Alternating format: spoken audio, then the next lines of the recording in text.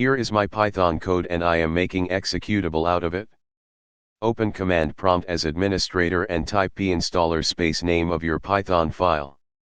If you have imported any module in Python file, then you will have to import it by typing --hidden -import equals and then name of your module. To specify icon of your executable file, type -i and then the path to your icon file. Remember to put path in double quotation marks. Hit enter and wait. 2,000 years later. 2 hours later. Your executable has been made and is saved in folder named as dist. Save the folder inside it and delete other files. In my code, the user can input names by making txt files and storing names inside it. All the characters in one line will be treated as one name.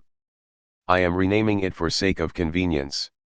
Type the name of file which has names in your exe. You do not need to add extension as code takes care to add text extension. Follow the instructions. For absent. L for leave. Input is case sensitive. Error 404, focus on work not found. Error 404, focus on work not found. Now I am not going to help you. Do your work manually. This is your punishment. Ha ha ha ha.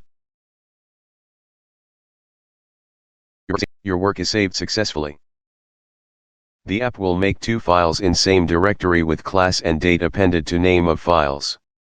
First file is CSV and hence can be used in Excel and Notepad. Other file stores total attendance of students.